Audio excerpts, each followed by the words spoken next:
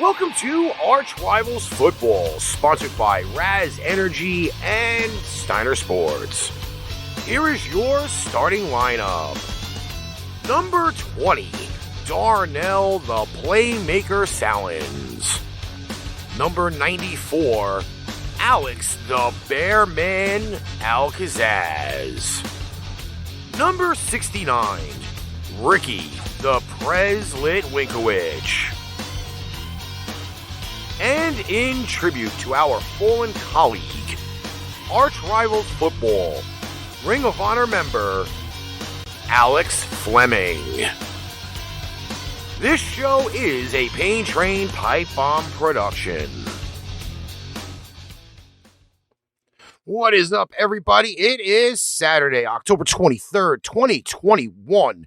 ArchRivals Football is back in effect on the weekend, week 7.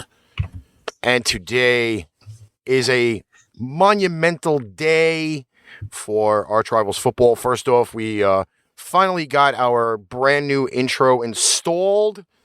Shout out to our Ring of Honor member, Mr. Alex Fleming, who will initially and infinitely be part of that intro and our show for eternity. Bearman, what's doing? Just living life, brother.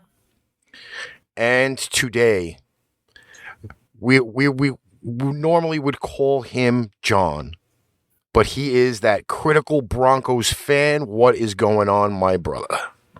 I am doing really well, and I'm really excited to be a part of the show. I will say this. Now, our show is built on fans doing shows for fans. And to have on another fan is absolutely amazing. So welcome to the show. Know that you will not be doing a one and done because I do not work that way. Yeah. So that's not how we do business. No, because once you get addicted to ArchRivals Football, you will never turn back. And I say this because we're still trending. I love to know that we are still trending. You cannot say anything else about that. That means we are ruffling a lot of feathers. That's what we can say about that. Let's jump Cheers into... yes. Alex, I don't know if you have a drink with you, but, you know. Yep. I do. Okay, good. Well, I always do. He just cheered us, and you didn't raise anything, so you got to get on that. Okay, so there you go. All right. Well, I got an evil feline in the room, so I got to keep an eye on it. And he is evil. Yes, the evil pussy is running around. Yeah, he's basically the Joker of kitties. Okay. Roger Goodell.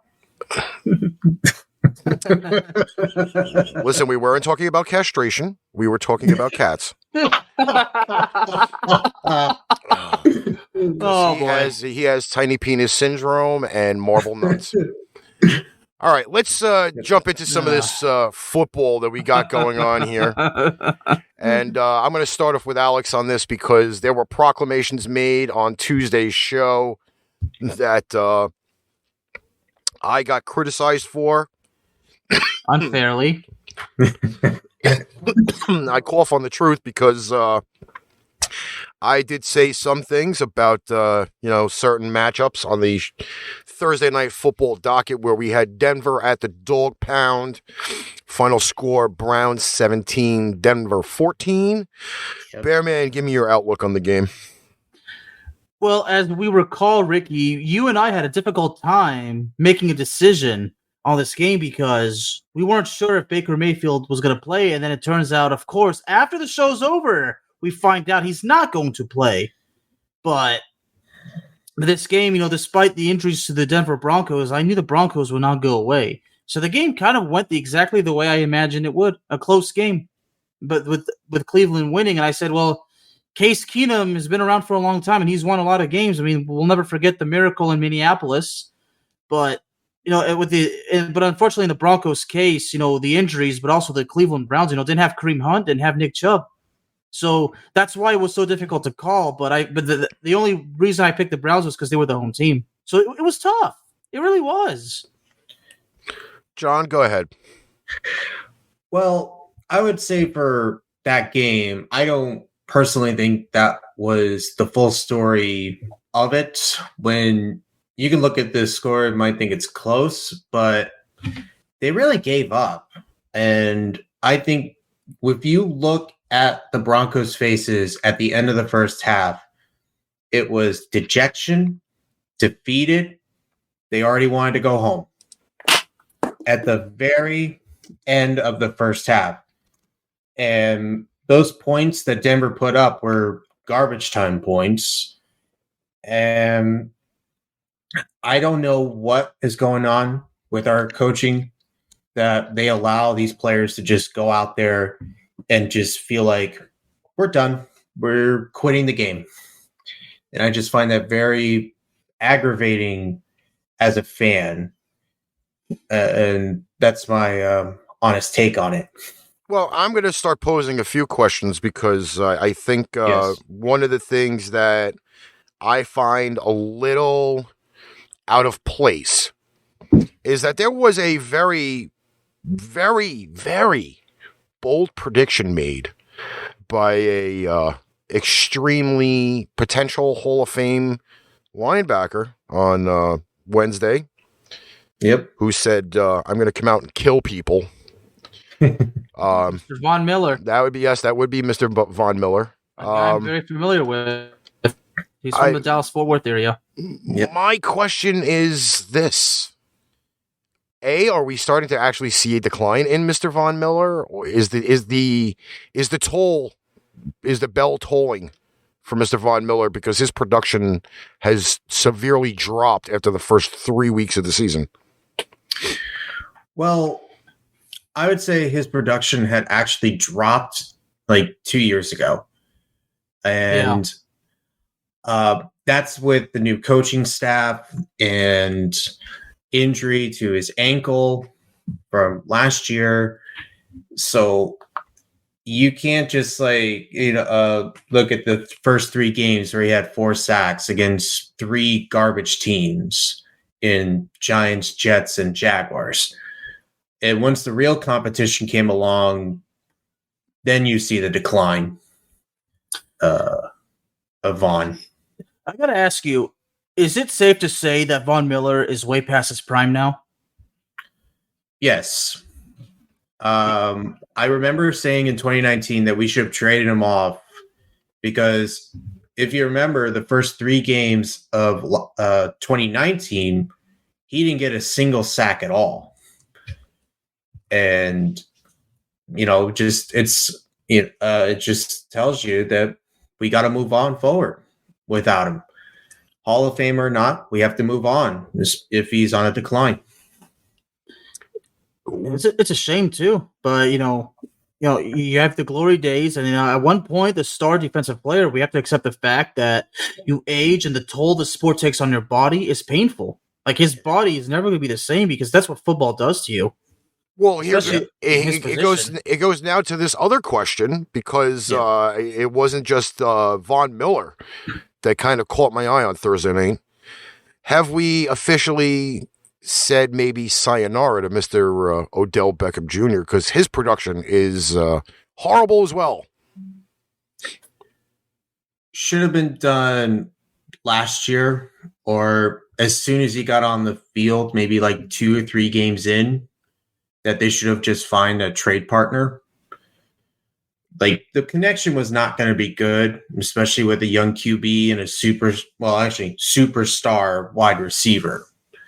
So I don't see how, both OBJ is still on the team when there's clearly a disconnection between the QB and the star. As far as OBJ goes, a lot of people suggest that his stock declined the minute he was traded from the New York Giants to the Cleveland Browns. Now that's arguable, but and what's sad is OBJ is 28 years old. He could still have a couple good years left, but with the state of how everything is, the play and everything, and the injuries, obviously, it's it's the injuries. It's a cloudy situation, and we don't know if his son's going to come out in that situation. We don't know. I mean, I feel like Odell Beckham Jr. went from a player with with such great potential to basically now at this point, he's basically fallen in the category of becoming a what if story. I mean, much like Saquon Barkley. Yeah. By the time that the Giants had old Eli Manning and then started to move towards building around Saquon, OBJ was not going to be that same guy, especially when he had the leg injuries from 2017 and 2018, if I'm not mistaken. Yeah.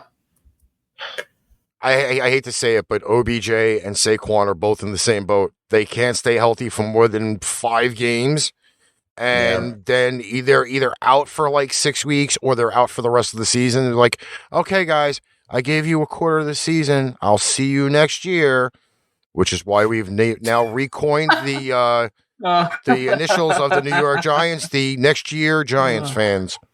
Yeah. Speaking of the lowly Giants, as we roll into the Sunday games of Week 1, this is amusing. 1 o'clock on Fox TV. Carolina Panthers visit MetLife Stadium for the next year Giants. I mean, New York Giants. This is apparently a very intriguing matchup that's supposed to be happening.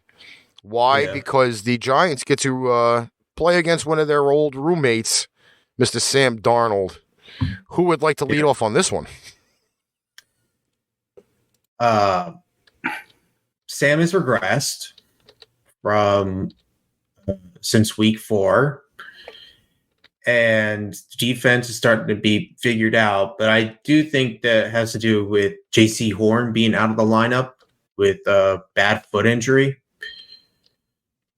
I would say that Giants should have a chance, but not like a really good one. I'm going to lean towards the Panthers in that one. Giants are just that bad. Alex? As far as the Giants goes, obviously just the injuries just keep piling and piling and piling. Yep. You know, as far as the wide receiver core goes, I don't even know who they have left. Like, who do they have left? John Ross. Unfortunately, they have Daniel Jones left. Yeah, and lately here, there's been trade rumors from the Cowboys about possibly trading Michael Gallup, and I discussed this on my show that Denver, New England, and several other teams are possible destinations. But I never thought about the Giants until now. Maybe what if the Giants did it? But the problem is Michael Gallup. He's been hurt this year, and he's inconsistent. So first off, I don't know. First off, the New York Giants and the Dallas Cowboys will never make a divisional trade ever. You never say never. Listen, I'm telling you right now, divisional trades are like a bad rash that doesn't go away. That's why you don't do it. Why would you supply a team in your own division with ammo? That's the problem. I will turn back the hands of time when I say this. Yeah. There was a time where Bill Belichick left the New York Jets because he didn't like the situation. And because that ended up happening, the New York Jets got traded a running back, Curtis Martin, who made the Patriots a living nightmare afterwards. Okay? This is why you don't trade division teams. Okay? Mm-hmm. Yeah. And in any player's right mind right now, it's changing a little bit of the sports, but like the New York Mets this year got ravaged with injuries. Why would any player want to go there? I say the same thing with the New York Giants. Why would anybody in their right mind want to go to a team that's been riddled with injuries on a field that's not been great since the stadium opened? To me, I would rather sign my contract, get my guaranteed money, and retire the next day than say that I'm going to be playing in MetLife Stadium on a field like that. Oh, yeah. It was just a thought, but you're right. But as far as the situation with the Panthers, the Panthers, we're 3-0, and now the record it's all completely different. I think they lost 3 straight, didn't they? They did. Yes, but you also did not have Mr. CMC in the backfield either, which does cause a little bit of chaos. And there's also some injuries on the Panthers secondary as well. But I think in this game, obviously the Panthers, I definitely see the Panthers winning, but I really feel like this game, in your case, Ricky, this is gonna be a game you're probably just not even gonna want to bother watching, or at least you'll try to, but you'll be bored. You'll be bored to tears, probably within 5 minutes. Well, let's just say that after I make my pick, this will be the game that I will be watching till probably, I don't know, about 4:00. It is the New York Giants. The New York Giants are not the home favorite, by the way. Carolina is favored by 3 under over of 43 because on ArchRivals Football, we do not deal with half points. If you like to play with a half point, you can kiss my ass because there is no such way that you can get a half point in football. I mean, it makes no sense. When you think about it, a half point? What the hell is that? Yeah, I have no idea where Vegas decided that a half point was a great idea. Well, that's so, question. Yeah. So it's consensus -3 Carolina. To those who don't know, the betting means that the Giants are starting off the game 3-0. Yep. I have to every once in a while explain that. Yep. So give me the points with the Panthers. What do you got, man? I got the Panthers. But I just hope that in Sam Darnold's case, if he has to put up the garbage time stats, that's not going to look good on him. The Panthers got to take care of business. There's no excuse for them against the Giants. There's no reason for them to finally come alive in the fourth quarter. They need to be on top of it the entire game, and that's what I expect from them. I hate being put in these positions. And the reason why is that I actually thought after the first 3 games that Carolina was actually going to be something potent. They're like a bad pair of underwear that's been sitting around in a laundry basket for too long now. That's the bad thing. And the Giants, I had stock in the Giants of actually keeping that Rams game close, and man, did they fucking throw me a dirty diaper. Yeah, so Darnell gave you hell for that, didn't he? Yeah, because I actually thought that the Giants would actually do something. I'm probably going to go with the general consensus of the Carolina Panthers. This game's going to be a push. It's going to be a 3-point game. There's not going to be no blowout or nothing. It's just not worth it, really. Yeah. I will give you the list. Maestro's in the house. She's going to start doing picks now for the rest of the season and make all of us look miserable. Us or you? Let me just go before we even go on with the rest of the picks. All right, we need to clarify this system. Okay, she either likes the logo of the team, their team colors, or the quarterback's cutest ass. Oh my God. Let me tell you, when I first met her, I thought she was bananas. I was doing the picks every Sunday, and then she'd do them, and she would wax me, okay? This is exactly how she does it. So just know that if you need any real picks, instead of the guys that use the numbers and shit, know the fact that she picks it that way, and she's about 99%. So, some people have their weird ways of picking it, but she picks it with uniform colors, logos, or quarterbacks' asses. just know this. So, and if you're listening later on, there you go. It's got to ask, is it to make us miserable or more particularly you? More me than anything else, because she knows that I do this for a living, and she just makes me look bad half the time. Well, same here. So I think that'll make 2 of us. Oh, well. All right. So this is the game I actually will be watching on Sunday, because they're on at the opposite times. It's the New York Jets, just end the season, traveling to Foxborough, playing the New England Patriots at the Razor, 1:00 start on CBS. All of these games are Eastern Standard Time, so just bear with us. Yep. Right off the bat, here is the ear-stabbing stat that I will give you. The New England Patriots, regardless of whether it was with Thomas Edward Brady or without, have beaten the New York Jets 19 out of the last 21 meetings. That, my friends, is a very, very astounding number. and they are currently being outscored per game 32-8. Wow. Those are some ear-burning numbers for that team in green and white.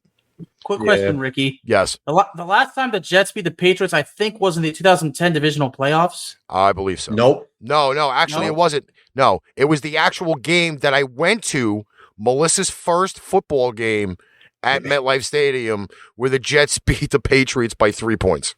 Oh, okay. So that, I believe, was 2018 was the last time that they beat them. Okay. Really? Yes. I thought it was 2015 with Ryan Fitzpatrick as the QB. No, I remember because, and here's the again. This is why I'm the fountain of useless knowledge. Yeah. Exiting MetLife Stadium, Jets fans and Patriots fans got into an argument where a guy punched a girl on the runway going downstairs, and it was a huge brawl. It was all over the news, and there's me waving in the background on the news. Did you just see my hand up in the air? I'm going to look it up. Wow. Yes. All right. If you have a link, Ricky, send it to me. I will find you the news link for that. But Okay. we were at the actual last time the Patriots lost to the Jets. Okay. But this Which is particular game, scary. I'm sorry. Go ahead. It's scary, though. Yeah, I remember sure that. is. But this game, guys, if I may I start? Go ahead. Yeah. Well, number one, the New England Patriots, they're not mad right now. As quite honestly, if I'm going to be more specific to tell you the truth, the whole truth, and nothing but the truth, the Patriots are fucking pissed off because they just lost to the Cowboys in a game full of drama regarding the penalties. And Ricky, we spoke about this. Yes. But you know the particular play with CeeDee Lamb, so that pissed off the Patriots even more. Now the Patriots, they're not going to go from losing to the Cowboys. They're not going to say, "Oh, we are not losing the Jets, not on our home turf." So, and Mac Jones actually looked good, but then again, he played against a Cowboys secondary, which is passing defense, which is second worst in the league. But the Patriots have this confidence. They're building this mentality. Mm-hmm. So Mac Jones is slowly but surely beginning to go in the caliber of NFL football. So that the Patriots are beginning to grow again, But I expect Mac Jones to have a great game, but I think it's going to be Patriots all over. The Jets probably will never have a chance. Yeah, there's no way that the Patriots lose to the Jets, especially when they lost to an overtime loss to the Cowboys. And I think they want to prove that they're still good when, if you remember 2 weeks ago, they played against the Texans where Davis Mills had a 140-plus passer rating. So I'm expecting the Patriots to destroy the Jets. I will say the Jets could put up a little more points from the first game, but it's not going to be enough to win. Well, let's keep in mind the Patriots defense has been banged up, and they only lost to the Buccaneers with that missed field goal. So the Patriots 2-4 record, it's not what it's not what it seems to be. Easily, they could be well over 500 at this point. Let's not. Yeah. There's no sugarcoating any of that. Okay. No. However, this is now game number 5, I believe, that the Patriots are playing at home. Still do not have a home win. They are winless at home. And again, my point, they're pissed off. And they're pissed off. Listen, you know what? It's not the fact that they're going to be pissed off. Okay, the offensive line is trash. Okay. Yep. Swiss cheese could block better than the Patriots offensive line at this point. And that's a lot. That's some holy cheese. And secondly, Patriots fans need to understand that there is going to be a ton of growing pains throughout this entire season, okay? Yes, Mac Jones at some points, okay, is looking very, very good. I'm not going to lie. However, again, you want to go back to that Dallas game where he inadvertently threw a ball a little too high. He gets thrown for a pick 6, but he comes back 2 plays later to shake it off and throw a 75-yard bomb. So it's not the fact that you can rattle Mac Jones. You can't. The thing is he going to get the protection that he needs against the New York Jets? Because now it's not that they don't have C.J. Mosley running around in the Jets' middle tier of defense. Okay? Yeah. that they get a piece from Pittsburgh for secondary. That's a lot of help. Obviously the Gilmore trade obviously is still perplexing because everybody thought it would work out without Gilmore there. So the secondary is still a little bit an array. Yeah. And again, I think the one thing that the Patriots are going to have to lean on in this game is the run game. But again, injuries, you got Harris with bruised ribs.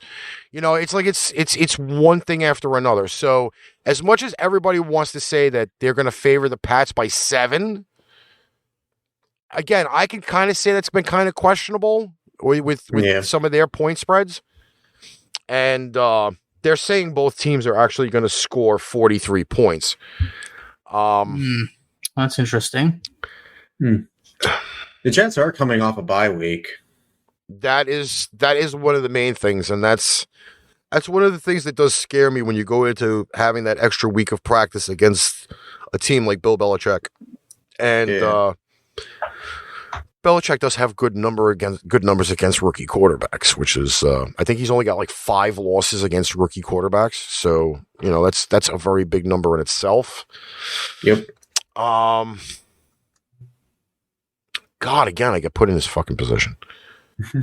I'm going to go Pats. Yeah, +7.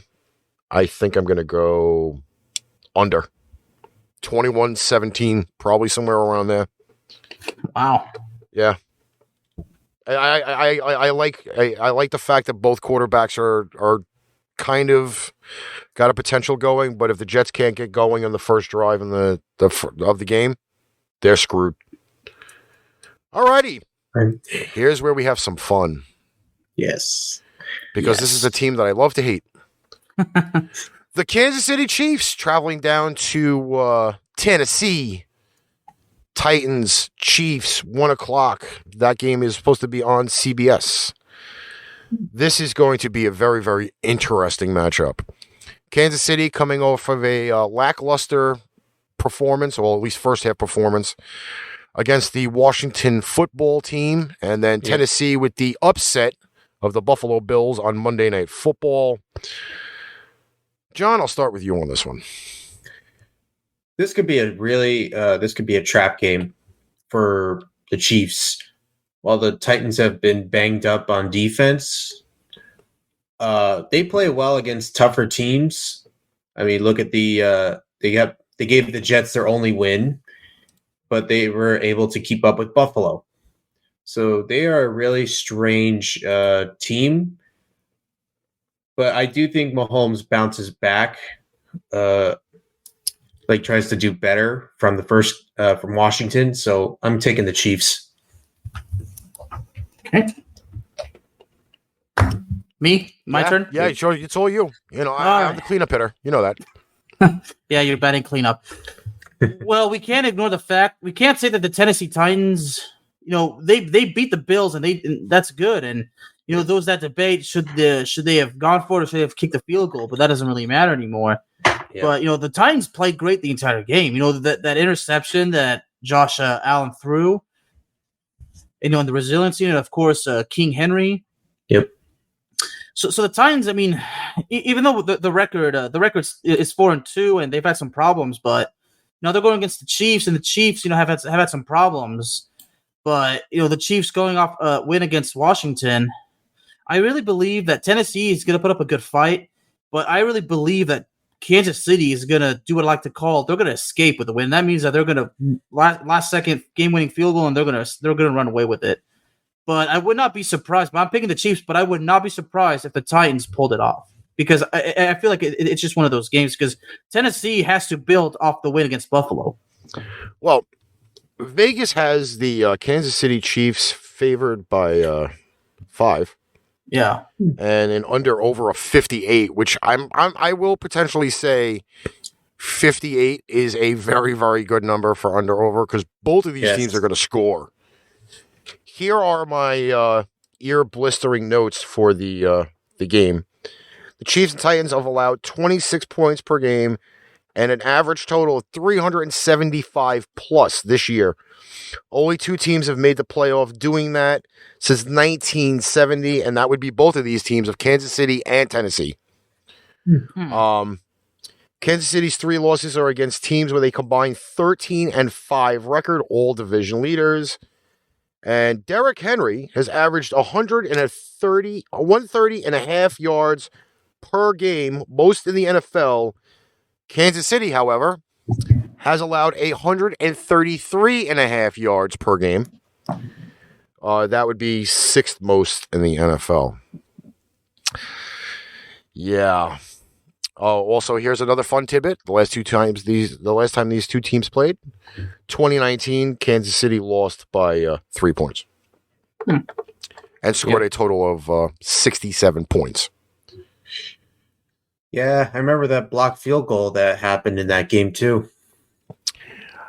Has everybody gone with KC on this? I have.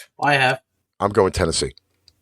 I as soon as you asked that, Ricky, I knew it. I just knew it. I'm going Tennessee.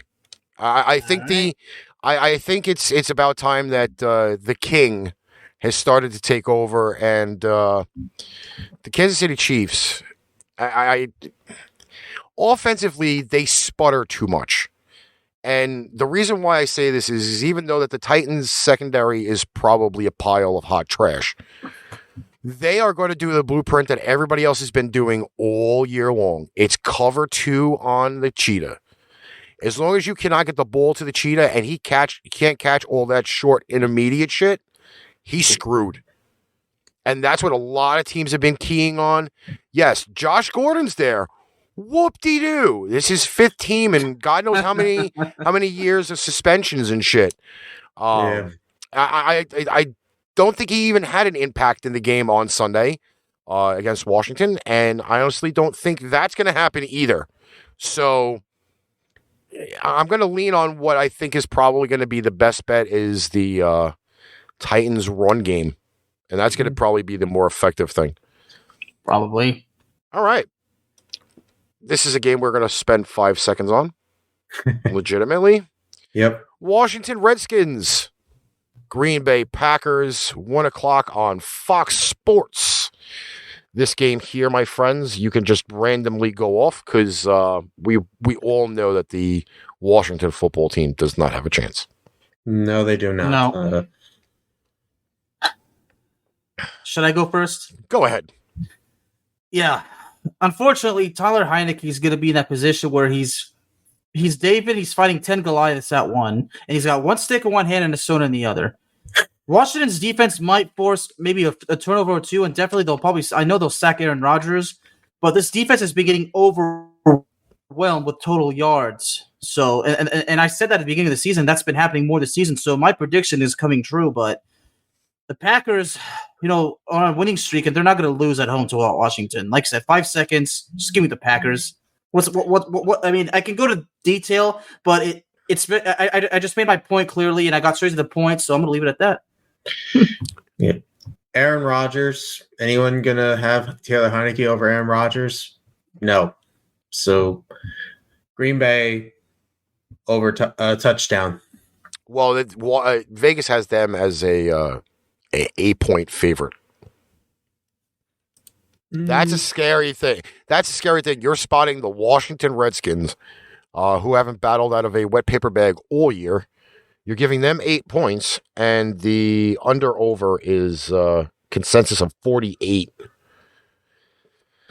Oh, I am going under and giving Washington the points. Just that Green Bay's defense is somewhat inconsistent. My issue with this is, and I'm thinking that at some point, that Washington defense has got to wake the hell up. Yeah. They really got to wake up. This is talented. They're extremely talented. How many first-round picks do they have in their front 7? 5? At least, yeah. Okay. Yeah. They should be playing well above what they are playing right now. And at some point, they're going to have one of those games where they're going to step up and they're going to do what they have to do. Also, remember now that Whitley Merciless is now a member of the Green Bay Packers. That just made their defense a crap load better. Yep. And I called that, by the way, again. I'm saying it out loud. Once again, I called that. He did. As soon as the news broke, I said it. He was going. I'm going to take Green Bay. I don't know if I want to believe in the 8 points though. I'm not buying the 8 points. It's one of those weird ones. It is. Well, gentlemen, quick question. Aside from McLaurin and J.D. McKissick, who does Tyler Heineke have to rely on? Ronald Seals Jones. Okay. He has been coming out of the ashes since the Logan injury, and has been performing. He has at least three red zone catches in the last 2 weeks. He actually has put the ball in the end zone the last few weeks. I think maybe it's just the fact that giving Heineke an extra weapon or two may be the really good thing, because you really can't rely on a run game when you're down 10 points or more. Yeah, you can't. Yeah. That's why I use the example. He's, David fighting all these Goliaths at one time. Because Heineke, the pressure's on his back. He's not fighting with a stick. He's fighting with a toothpick. There you go. Yeah, a toothpick and a pebble instead of a rock. I don't know. But what the hell? Why is by the way, this is going to be just blatantly out of the blue. All right. So currently on CBS Sports right now, it's Western Michigan versus Toledo. Yeah. And I thought 2 weeks ago the field goal kicking was horrible in the NFL. I have never watched worse kicking than I've seen in the highlights of this game ever. The ball got 15 feet off the ground and hit the bottom of the goalpost. Not the top, not the sides, the bottom, okay?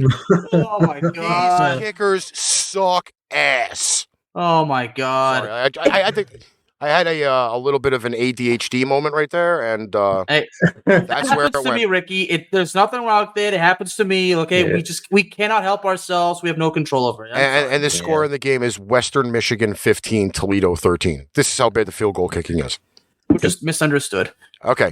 Speaking of bad kicking, we have the Atlanta Falcons traveling down to Miami against the Miami Dolphins. The Miami organization is now officially trying to scare the shit out of everybody by saying, Tua is our quarterback. We are doing nothing else. You're full of shit. Yep. That's all I can say about that, because if you have a caliber of getting a Deshaun Watson, you're doing it.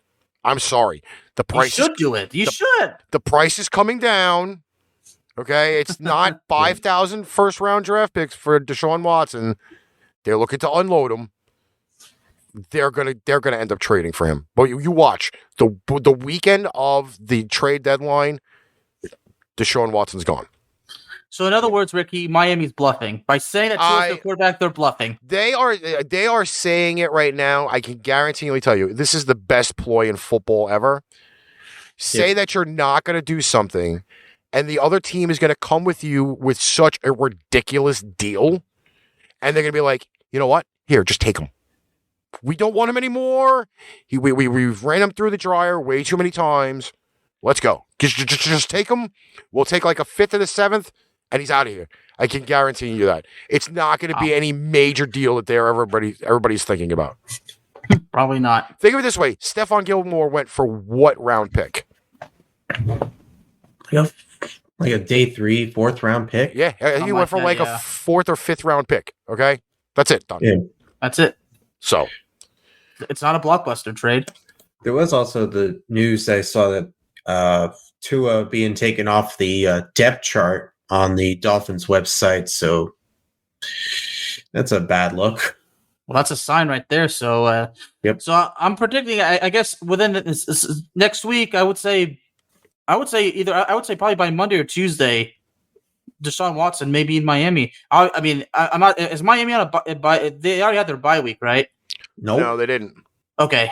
Well, they just came back from London. Okay, I'm not sure when their bye week is, but I expect. I mean, the trade deadline's less than 2 weeks away. It's November 2nd, I believe. The deadline. 7th, I think it is. 7th? Yeah. I thought it was the 2nd. Okay, but yeah, I mean, it's I'm not gonna buy it. When they say that Tua's their quarterback, it's just a bluff. But with this game, this game, I imagine if Tua's starting, I mean, we don't even know if he's gonna make it the entire game because Tua is very injury prone. But I'm going to be honest. I think the Falcons are actually going to take this one. Do we actually remember that they are actually playing the Falcons instead of like, I don't know, like the Raiders or, well, even at this point, Jacksonville. Chiefs. Yeah, I mean, like, they're not really playing a top tier team. Nope. I was going to say that the Falcons are a tricky team where you put faith into them and they just fall apart. I'm not buying into a team that didn't have a bye week coming back from London, so I'm taking the Falcons, sadly. I would sadly say that Vegas didn't even want to put numbers on this. I'm not even joking when I tell you they have the game as a 2.5 point spread. Oh my God. And obviously we don't do half points. So now you got to bump it up to 3. But Vegas doesn't have faith in either one of these teams. And if they're only saying that they're going to only score 48 points between the two, I'm definitely picking the under. Okay? Because I have no faith in either one of these teams scoring. This is going to be one of those big turnover games. And as miserable as I hate to say this, I love defense, and Miami's defense has gotten diarrhea as of late. It's just not good. I really expected a lot more out of the Dolphins. Pepto-Bismol does not work for them. No. They definitely do need a butt plug in some spots. I'm probably, I hate to say this, I really want to go Atlanta because of the fact that they have a little bit more stability on offense. Yeah. Their run game is still kind of horrible. And again, I'm going to say this. Cordell Patterson is not a running back. He is a hybrid. The next person that tells me he's a running back gets stabbed in the neck with this freaking pair of pliers. Oh my God. I'm not even joking. I have been randomly abused. He's a running back. No, he's listed as a hybrid. Oh, yeah. Okay, so let's just know that. I'm going to go with Falcons giving the points. Getting the points, I should say. I don't even know if I want to take the points in this one. It's only 3 points anyway, and this is one of those games we really should not have spent a lot of time on anyway. Yeah, it's not worth it. Because it's not going to be one of the games on my TV on Sunday, I can tell you that much. Yeah. This one, however, will be on my TV. Ooh. It just so happens to be the Cincinnati Bengals at Baltimore Ravens, 1:00. Game is in Baltimore, Maryland. This is going to be a game of the week. This is potentially a game of the week. Yeah, I'll be watching that one. Game Pass. It's not going to be on in my area, but I don't know if the Bengals have actually played against anyone legit. Not the Vikings, not the Lions, not the Steelers. Just like a real legit team, and I'm leaning towards the Ravens in this one. Mainly that Joe Burrow and the coaching staff has not played against a legit playoff contender and won. So I'm taking the Ravens. Yeah, give me the Ravens. Because basically everything you just said, there's no point of me repeating it because exactly what you said was what I was thinking. Yeah, just give me the Ravens. Yep. Although we have to address, I think the Ravens, the running game took another hit, but I don't think it's going to affect them. Yeah. Maybe not this game. It might in the future, but still, yeah, give me the Ravens. It's the Ravens at home, so yeah, give me the Ravens. See, my issue with this is, and as much as Vegas is trying to really sway me toward Baltimore spotting Cincinnati 6 points, last few games they did not have Mr. Joe Burrow at quarterback. There was no Jamar Chase at wide receiver. Joe Mixon was MIA, and I'm not talking about Miami. He was missing in action. Cincinnati did have a really, really big battle, I believe, with the Cleveland Browns. I think was it Cleveland? 49-42 or whatever that score was way back when I thought that the game was going to be cheese puff. And Cincinnati did actually play the Packers, and that was a pretty good game.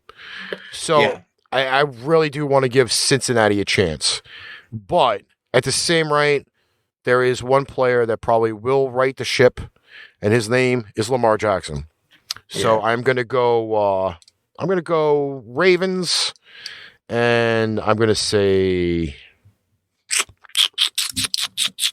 more than 46 points. I'm going that route too. I think this is going to be a good scoring game. Yep. Okay, here's a game where we're not going to spend very much time on. Sorry, Darnell, this is not going to happen to you. Oh, boy. Rams, Lions. Rams hosting the Lions. Goff return to L.A. versus Stafford's return against his old team. This one here is what we call the Smoky Special. They have the L.A. Rams winning by 17. I'm taking the points, and I'm taking the Rams. Jared Goff, go to the bench, bitch. Oh my! Yeah, give me the Rams. I mean, what do you want me to say? I mean, what is there to say about the Lions that's worth even talking about? I mean, they are terrible. I mean, and they're going against a red hot Rams team. I mean, the only thing to talk about this game, I guess it's a homecoming for Mr. Jared Goff because he's back in beautiful and sunny Southern California, but they play in a dome for Christ's sakes. I wasn't even worried about it. Yeah, there's no way the Rams lose. Yeah, straight to the point. There you go, gentlemen. Just give me the freaking Rams. I mean, what's there to talk? What's there to think about in this game, really? All right. Well, here is the thing, because I do this all the time. Okay, straight up pick. I'm taking the Rams. Yeah. However, okay. Yep. I do have just a little bit of faith, and I'll put that on the thing there. Just a little bit of faith. Just a little bit. I am going to take the Detroit Lions with the points. Ooh. 17 points is a lot of points. I'm not even saying this. Buffalo is the only one that's had a really big double-digit thing. They did smoke the Washington Redskins because, the Redskins were crap. But you know what? On money lines, you got to go with a 3-score advantage. Yeah, I think you probably got to go with that. Mm-hmm. Here's where we have some fun.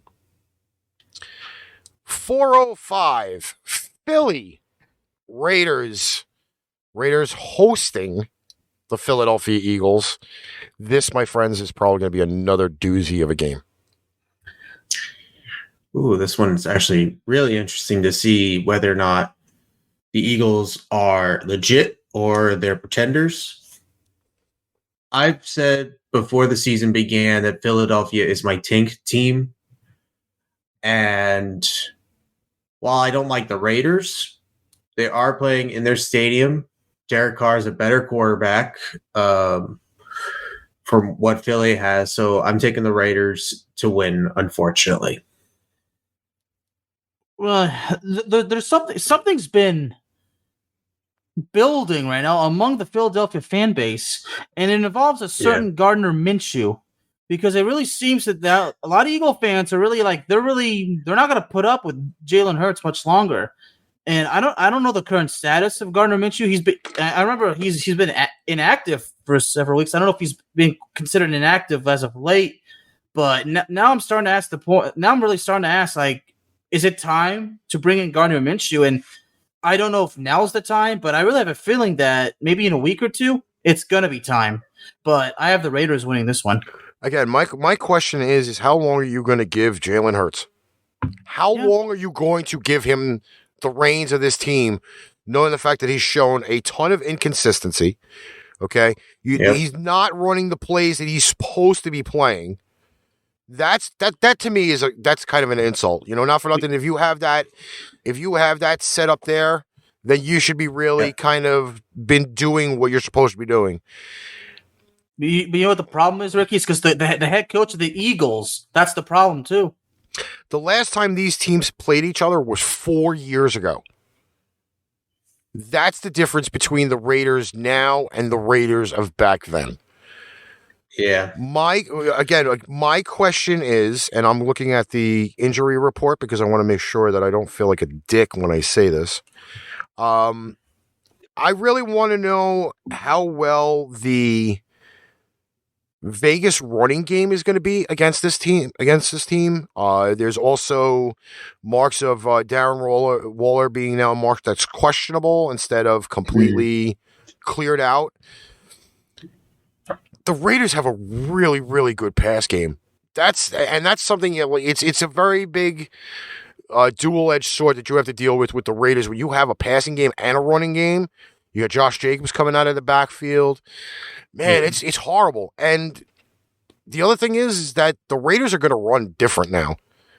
Chucky's not there anymore. Gruden can't be completely up somebody's ass if they freaking stub their toe in the turf. Like, this is a totally different Raiders team now than it was before. And they showed that last week. They really did show that last week. When they put up 34, 35 points last week, they did that shit 34. They did that shit with ease last week. So if the Raiders are going to run that smooth, Philly is in trouble. Philly's in trouble. I want to point out two things. One, I've actually been saying this since week one, that Jalen Hurts is very, easy QB to figure out. If you pressure him, he runs to his right. He's thrown mostly towards his right, and he throws very short to his left. That's like almost every play I've seen out of the Eagles, like on a weekly basis. And two, their secondary that has Anthony Harris, Steven Nelson, and Darius Slay. And they're this bad. Those are like guys that were league leaders in interceptions or known to be one of the better players in the league. I've been wanting this thing about Jalen Hurts because a lot of people have told me that they believe that Jalen Hurts is stuck in the Oklahoma Sooner play style and mentality. I'm not too sure. I mean, he might be. As I said, he might be, but it's merely a thought. I mean, in my case, it's very. I mean, you can definitely tell the difference. The play style in Oklahoma is different than in Philadelphia because the Oklahoma one is successful, with Philadelphia not so much. So I think that it's more like he's stuck in between. Like he's basically stuck in a spot. Like you move on from the OU to Philadelphia, like he's stuck in the middle. Like he's just stuck. And he's not showing. Yeah, let's not forget about Alabama too. Like he's basically stuck in a style between college football and NFL football. A lot of people probably think I'm not making any sense, but if you watch the film, then you would. But yeah, I just feel like he's stuck, and there's no signs of him coming out. Like we don't know if he's gonna come out because maybe it's not him. Maybe it's the coaching staff. Maybe exactly. That can't get him to adapt to the actual NFL game, or probably. And maybe this might be another thing too, because there's been a little bit of a difference if you want to really look at it.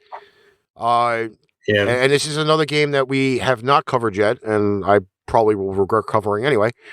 Carson Wentz wasn't the same without Frank Reich. Now look at the difference. Maybe they just don't have a coach that can match up to fix maybe Hurts' mechanics. Or here's another thing, because Cam Newton couldn't do it either. Maybe he can't learn the playbook. Maybe it's not simple enough for him. See, and what you just said before the playbook about the coaching staff, you basically were kind of justifying my point. Like he's stuck. He's stuck in between the OU and the college football and the NFL style. I mean, this is probably something I would ask Misi because she obviously she's the diehard Sooner fan, so she remembers she knows the play style of Oklahoma. So I would ask her if she's been following, Jalen Hurts, like, is he stuck in the style between Oklahoma and NFL? But there's a lot of theories, and we just can't go on a theory. Yeah. Listen, I'll put it this way: if Hurts plays bad in the first half, you see Gardner Minshew. I mean, or Joe Flacco. No, I don't think. I have a feeling. I will have a feeling. I will say this: Joe Flacco is on his way out of Philly. He's on his way out of Philly. There's going to be there is going to be somebody, and I hate to say it, maybe like a Denver who may not have faith in Drew Lock, or you might, because now they don't really have another quarterback behind Trevor Lawrence. Maybe at some points you may see him go there. I mean, there's quite a few issues. Maybe you might even see him go to Washington. That's a possibility as well. Teams that have got to get back in the race that just don't have the faith in their starters that they. I mean, Flacco is not exactly completely washed. I mean, he's kind of soaked in soap or whatever, but yeah, that's a possibility. Okay, another game where we'll spend less than 5 minutes. Oh, by the way, I'm picking 5 seconds. I'm picking the Raiders. 5 seconds? No, because we ended up spending 5 minutes on the fucking Rams. That's true. Okay. Arizona hosting the Houston Texans. This is another game here where people will throw boatloads of money at Vegas. They have Arizona favored by 18.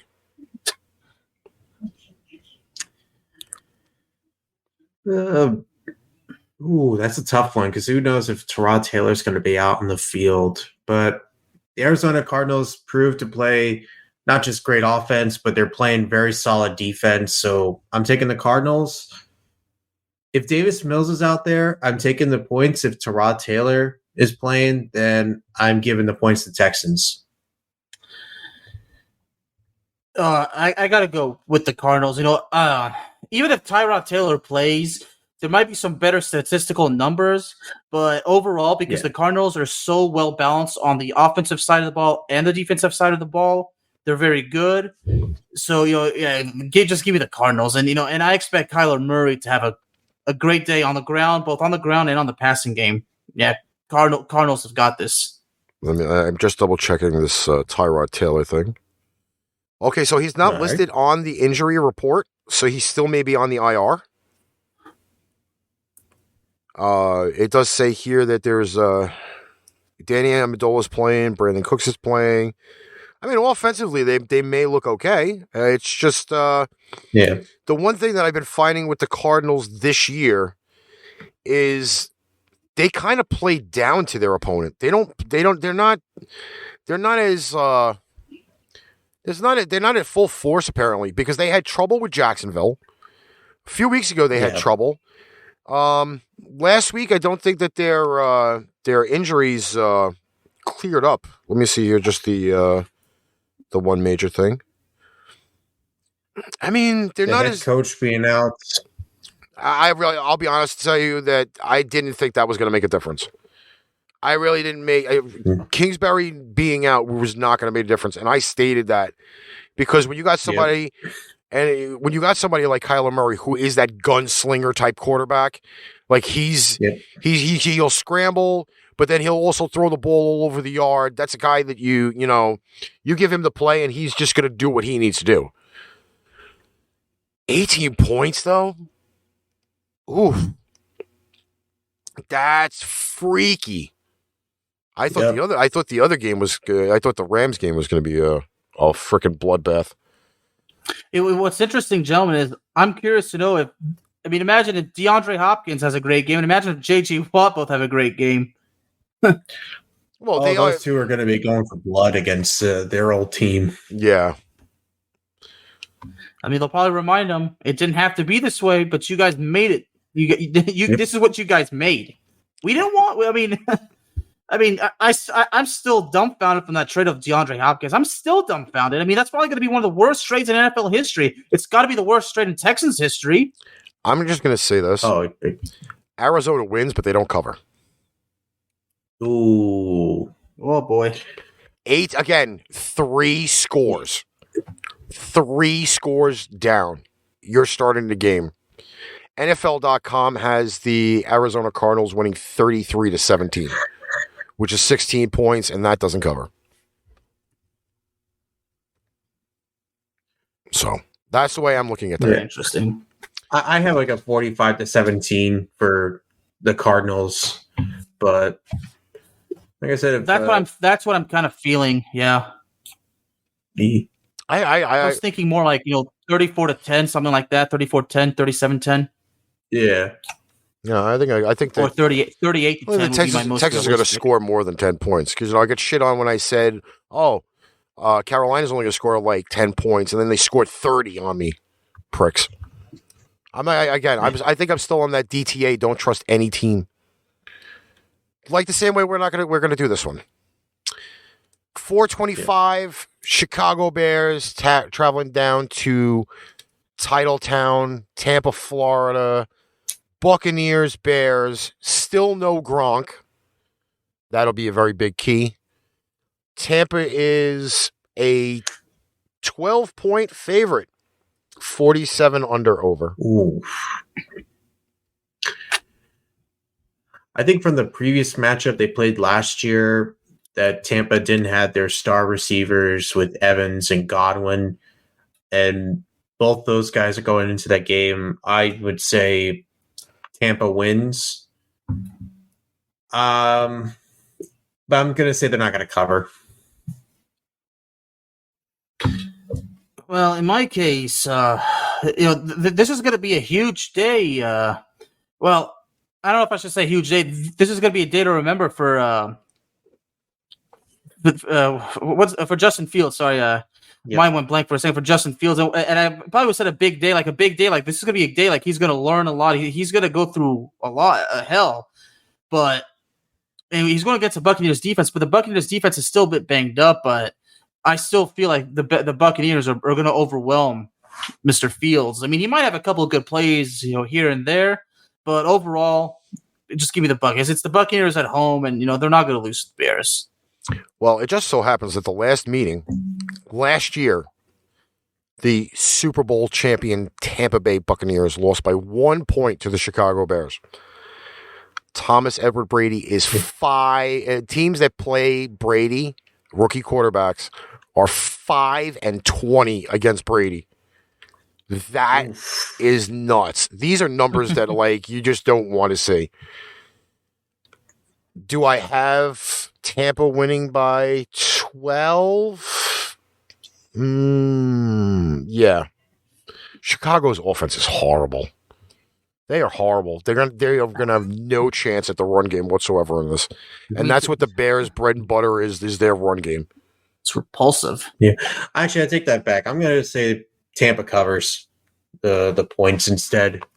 I'm not going to say they don't. They're going to cover. Okay. 8:20. We're at Sunday Night Football. I'm loving this.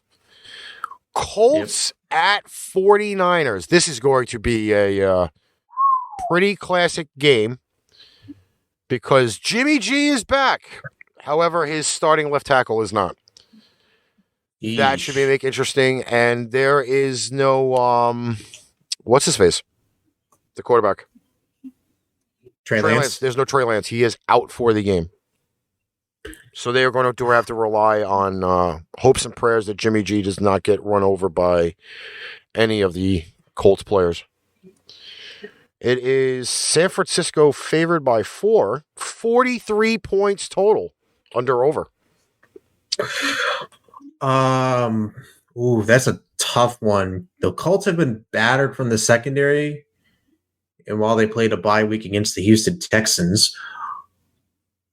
This is a tough one. I will say I have the Colts winning.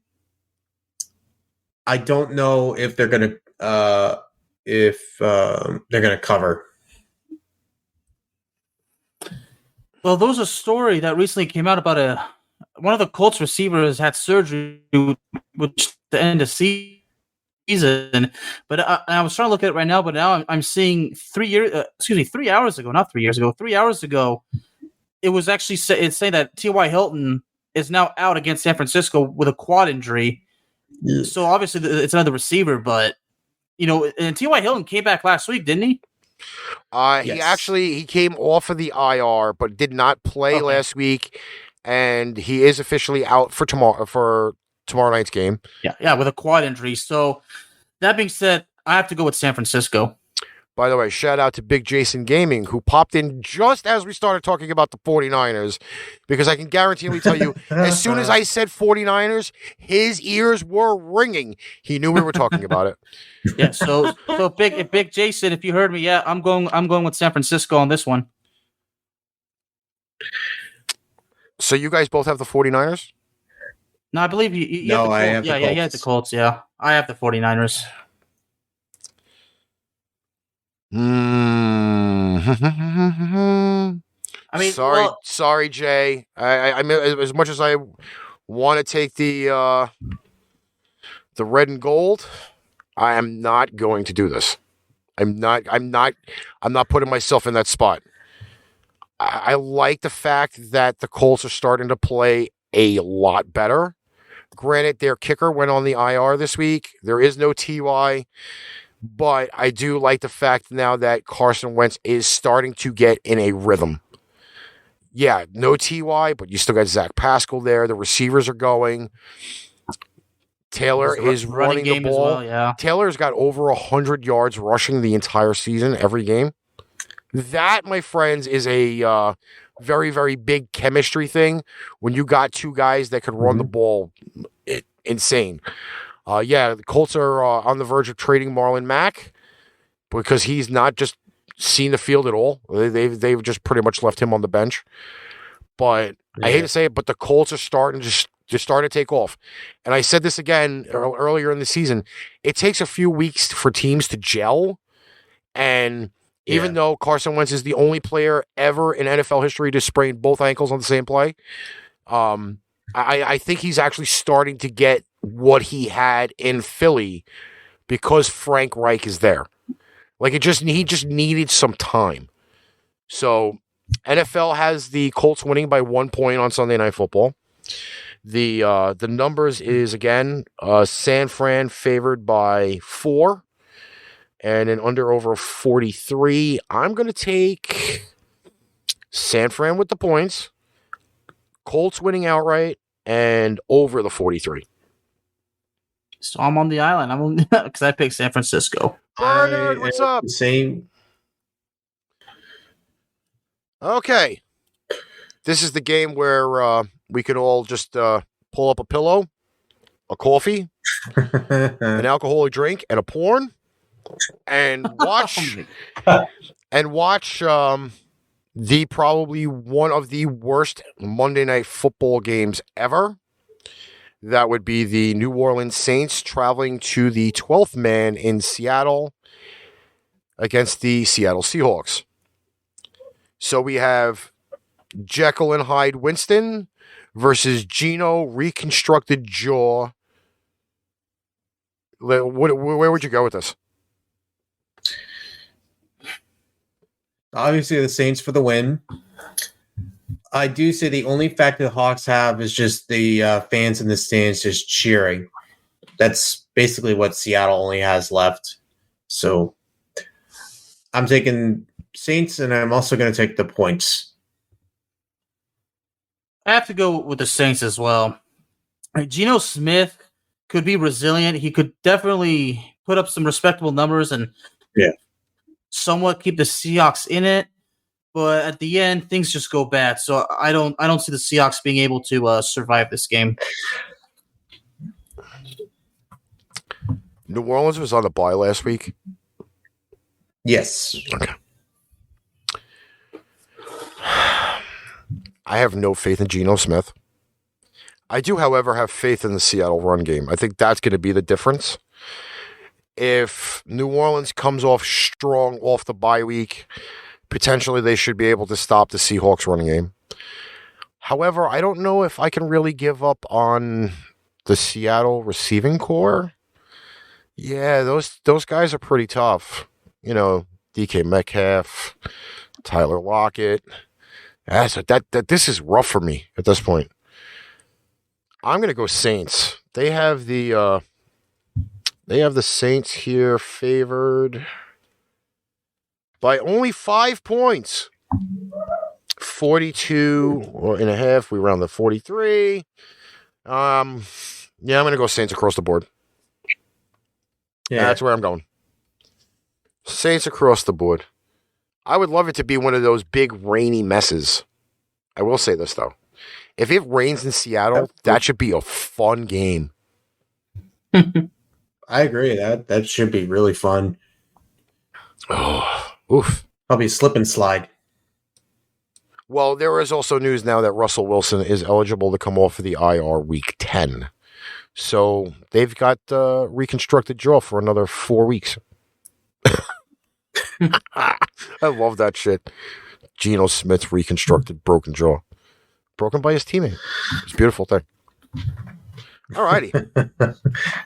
So that's the picks for week 7. Hope everybody's enjoyed the show. Any comments from around the horn? Oh, sir. I will say is I really appreciate coming along.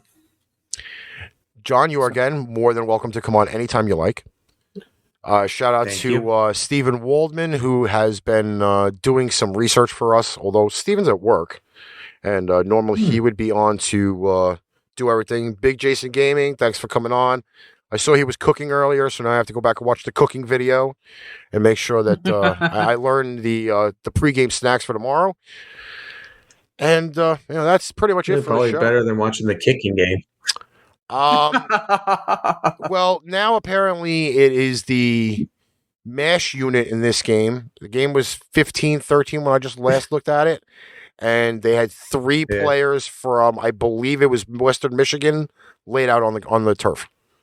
At the same time, by the way, not just one guy. It's like 3 guys in like an area. So, yeah, that's the mesh units. The mesh. Well, the theme is playing in my head. Kind of like the New York Giants, who have a mesh unit going on. But that's besides the point. Okay, ArchRivals will be back on Tuesday night, 8 p.m. Eastern Standard Time on Facebook, YouTube, Twitch, and Twitter. If you have not followed, shared, subscribed, sent us money, etc., start doing that because we are trending everywhere now. I got 5 notifications about it while we were on the air. And merchandise, paintrainpipebomb.threadless.com. There's ArchRivals merch. There is Pipe Bomb merch. There is Pipe Bomb Radio, NYC merch. All brand new stuff. Go check it out. And we have sales too. Free shipping. You know it. So till Tuesday.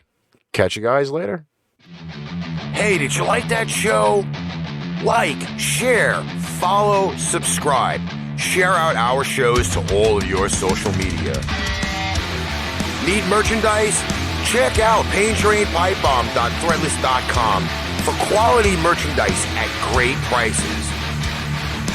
Tune in next time for another edition of ArchRivals Football, and we'll catch you on the flip side.